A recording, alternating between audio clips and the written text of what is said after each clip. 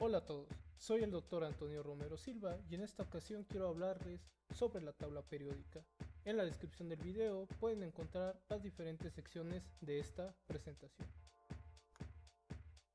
Antes de comenzar, recordemos que la materia es todo este material del que está hecho todo en el universo, desde las estrellas, los satélites o cualquier cosa que podamos encontrar en el mundo, los ríos, los mares, las construcciones, nuestras casas, libros, libretas, videojuegos, componentes electrónicos, están hechos de materia, de este material del que está hecho todo lo que conocemos. Por su parte, vamos a tener que encontrar que todos estos materiales tienen un fundamento. Su fundamento está en los elementos.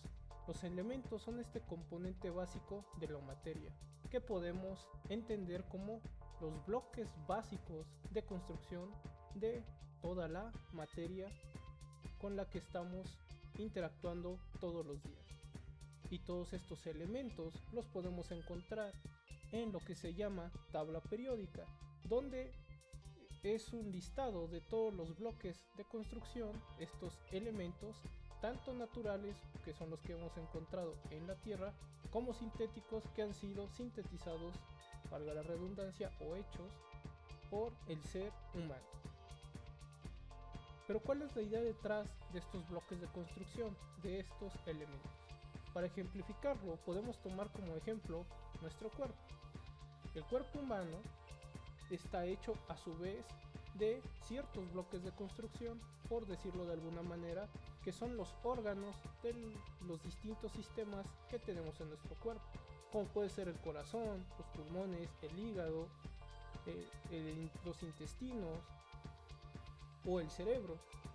Y a su vez estos órganos están construidos con sus propios bloques.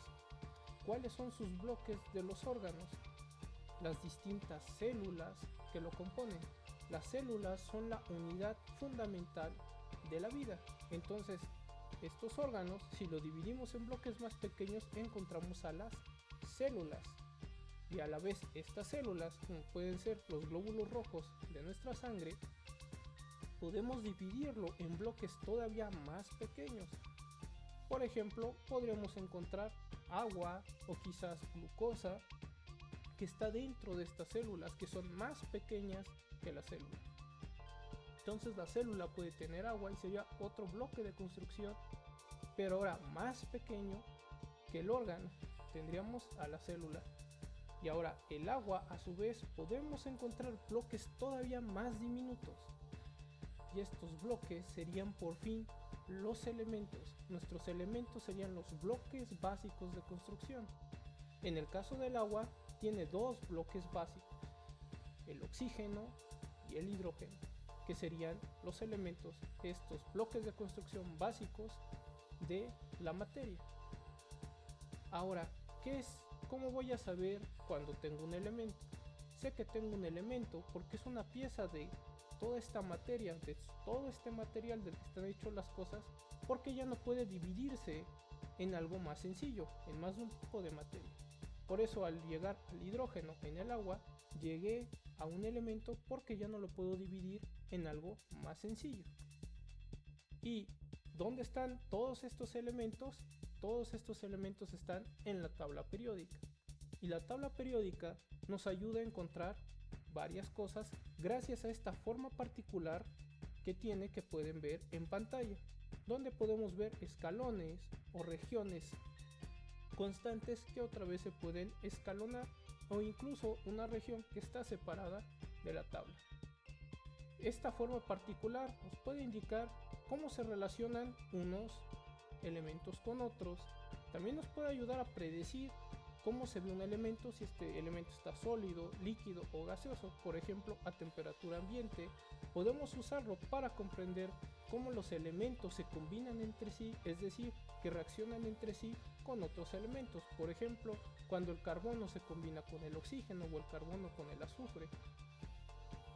Y también nos pueden ayudar a visualizar a estas pequeñas partículas que construyen a cada elemento, que vamos a ver más adelante.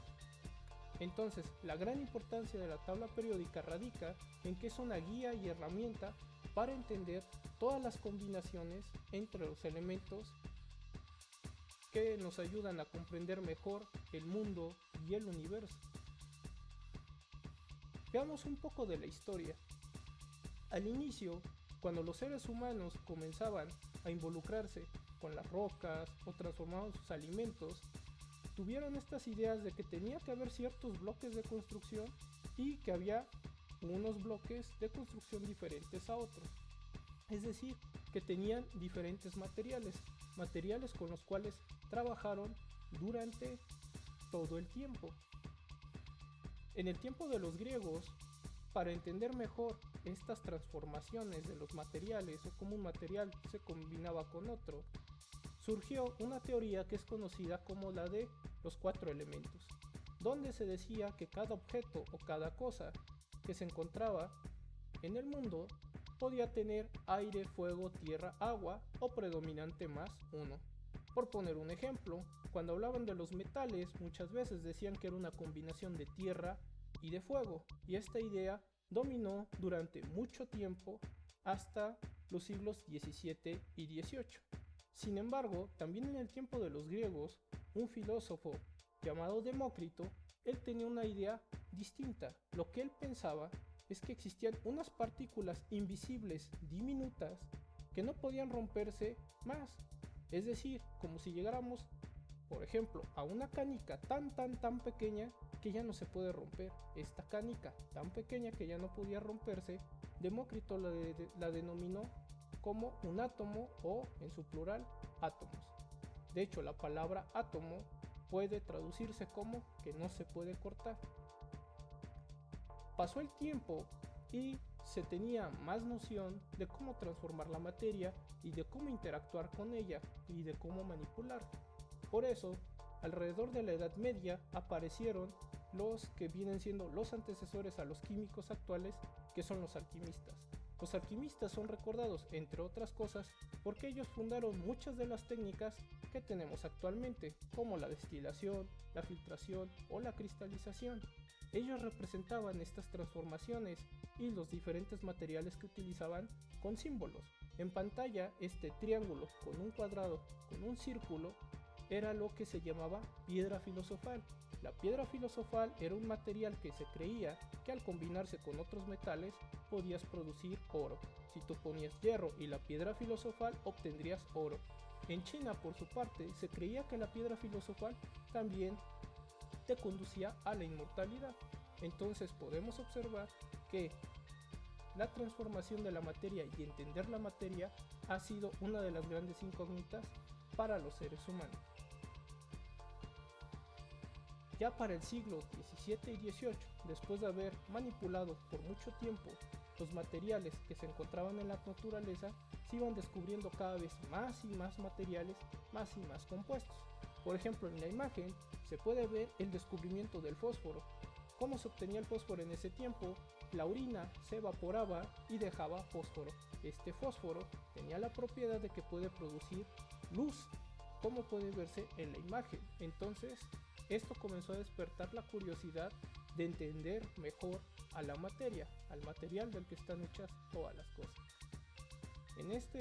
Ya para estos siglos, Robert Boyle, tomando la idea de estos átomos, que eran objetos muy diminutos y que no podían romperse, nos dijo que la materia estaba hecha de átomos de diferentes tamaños y formas. Lo que quería decir Boyle es que, por ejemplo, si yo tenía oro y plomo, los átomos de oro iban a tener un diferente tamaño y forma a los átomos del plomo. Por su parte, Antoine-Laurent de Lavoisier da por primera vez una definición de un elemento concreta y decía que era una sustancia que no puede descomponerse en otra sustancia. Dicho de manera más sencilla, que ella no podía descomponerse en algo más sencillo. Si lo más sencillo era llegar, por ejemplo, a hidrógeno y oxígeno, este hidrógeno y oxígeno no podían separarse en algo más sencillo. Y por su parte, Dalton, que tomó las ideas de Lavoisier y de Boyle, él decía que había diferentes tipos de átomos, es decir, átomos de oro y átomos de plomo no eran los mismos, Los dos eran partículas muy pequeñas, pero iban a ser diferentes los átomos del oro que los del plomo. Pero todos los átomos de oro iban a ser iguales y todos los átomos del plomo iban a ser iguales. Regresando al ejemplo de las canicas, si tengo solo canicas verdes, todas estas canicas verdes eran de un elemento, y si yo tuviera canicas rojas, todas esas canicas rojas son de un elemento. Y además sugiere que cada elemento, cada una de estas canicas iba a tener un peso particular, un peso atómico o una masa atómica para cada uno de los elementos. Entonces, después de tener más claro de que el elemento ya era esa sustancia que ya no podía descomponerse en algo más sencillo y que tenía una masa específica, un peso en específico, se trató de comenzar a darle un orden a los elementos que se iban conociendo. Una de estas formas fueron las triadas de Weiner, donde cada tres elementos se observaba que tenían características similares. Por ejemplo, el litio, el sodio y el potasio tienen en común que reaccionan violentamente con el agua. Entonces con esto, y además, si nosotros sumamos el peso del litio y el peso del potasio y lo divido entre 2, me da el peso del sodio. Y así fue como a través de estas masas atómicas, Weiner comenzó a ordenar los elementos, porque lo que trataban de hacer era tener una manera de clasificar a los distintos elementos que se iban descubriendo. Después, también ordenando por estas masas atómicas, llegó Newlands, pero él ordenó los elementos de tal manera que él tenía octavas, es decir, que encontraba un patrón que se repetía cada 8 elementos y que cada 8 elementos, los elementos tenían propiedades químicas similares, es decir, que se combinaban de manera similar con otros elementos. Por ejemplo, pueden observar que el flúor, el cloro y el flúor, cloro, bromo y yodo están en una misma línea y si presentan estos elementos características entre sí, y se pudieron obtener al poner en cada 8 el orden de los elementos. Por otra parte, Lothar Meyer comienza a ordenar todos estos elementos en una forma horizontal y en una forma vertical, que es algo similar a lo que tenemos actualmente, también usando las masas atómicas, estos pesos de cada uno de los átomos de cada elemento que se habían descubierto. Y finalmente, y de quien hablaremos un poco más a profundidad, es de Dmitri Ivanovich Mendeleev, quien se considera que encontró la ley periódica y es el padre de la tabla periódica. Cabe recalcar que también los trabajos de Lothar Meyer son relevantes y a los dos se les considera como padres de la tabla periódica, pero vamos a ver por qué se le da más énfasis a Mendeleev como el padre de la tabla periódica. Mendeleev visualizó a la tabla periódica como un material de referencia para todos sus estudiantes de química.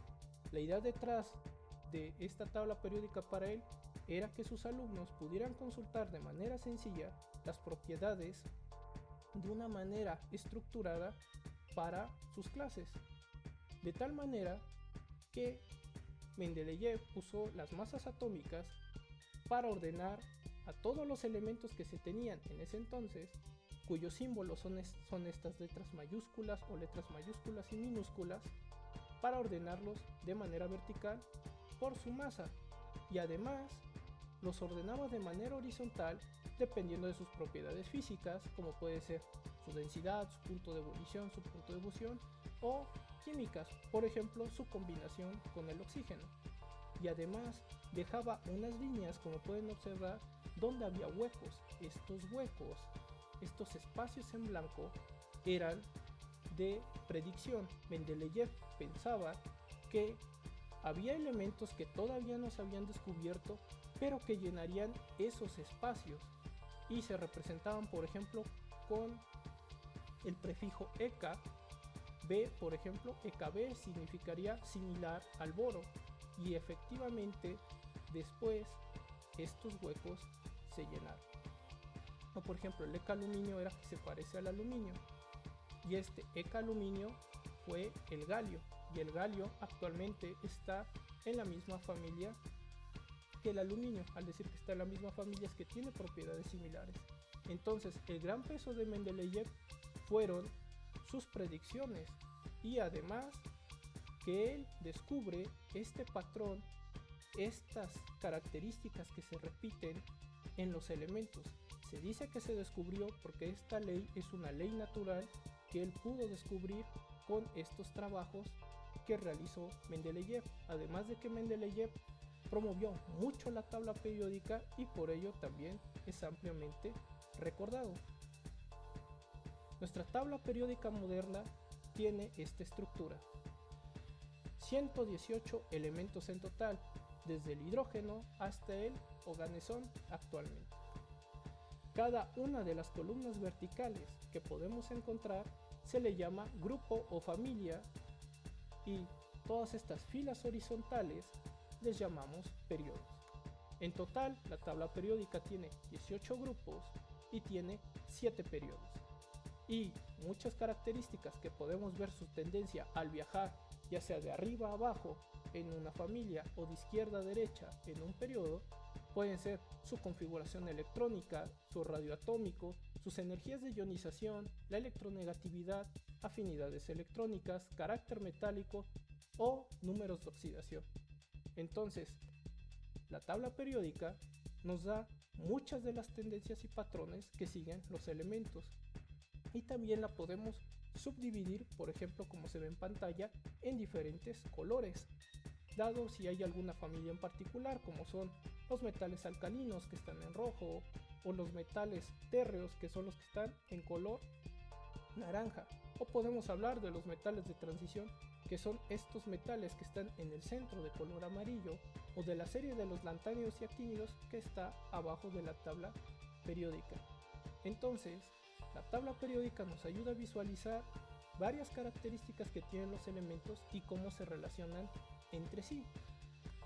Finalmente, para cerrar, quisiera recordar que la gran importancia de la tabla periódica es que es una guía y es una herramienta poderosa para que nosotros podamos comprender cómo la materia, cómo este material del que están hechas todas las cosas se relaciona y se combina entre sí.